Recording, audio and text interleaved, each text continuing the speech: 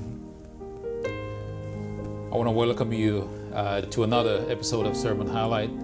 We're here again, and we have Pastor of the Shiloh Seventh-day Adventist right here. So, Pastor, I want to thank you for being here. And as always, I'm just going to ask you for the highlights, the main points of the sermon that you preached today. What do you want us to get from that?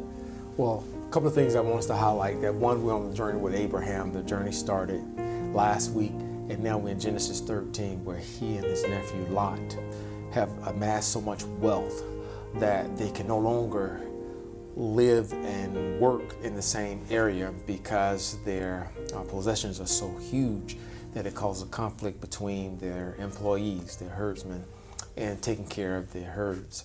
And so Abram informs Lot that, hey, we need to separate because there's much quarreling, and it reminds him, listen, we should not have this, we're a family. And so they separate their ways.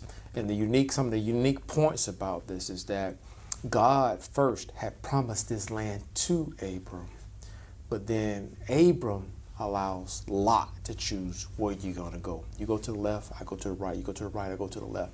Lot makes his choice. The Bible says he looks at the field. He considers that it'd be a perfect place in the plains for his cattle, his herds. And so he chooses this because of the economic opportunities, growth and enlargement of his possessions. And so he chose that area. Abram stayed up in the mountains.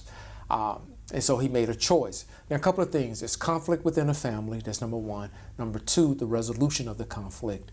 And number three, the decision Lot made and the decision Abram made. One is there's conflict. Conflict can occur in families, even with best intentions that try to avoid. But one of the things, the principles of resolving conflict comes from Abram. First, Abram recognizes the problem, pulls him aside. Now, it's not, the Bible doesn't say Abram and Lot are in controversy. The employees, which causes tension for their relationship. So they decide to talk one-on-one.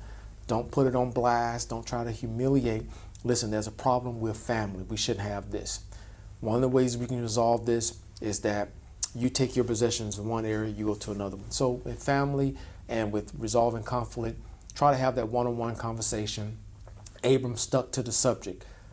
One, he did not go off a name calling and divert the conflict. He stuck to the subject. This is a solution. They agreed upon the solution. They executed the solution. So in families, stick to the subject.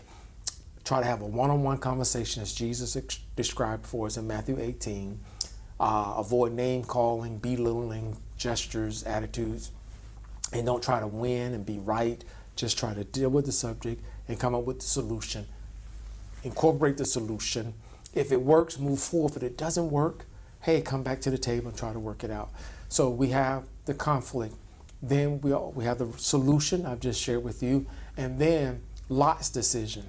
Lot made a decision based upon the economic opportunities, the opportunities for his family, his business. But yet the Bible says when he made that decision, the Bible put a clause in there that he moved towards Sodom, and the people were wicked toward God. And so he did not consider the spiritual impact it will make. So the Bible says he moved closer in his tent, and then he eventually moved into the city.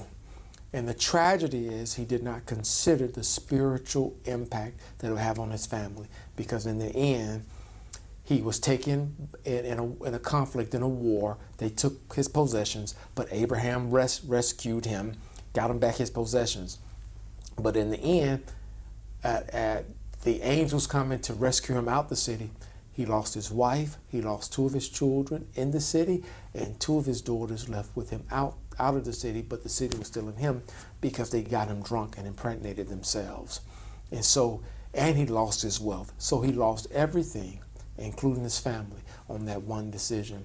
And then Abram made his decision to stay up there. And the Bible records over and over that Abram built altars, stayed connected with God.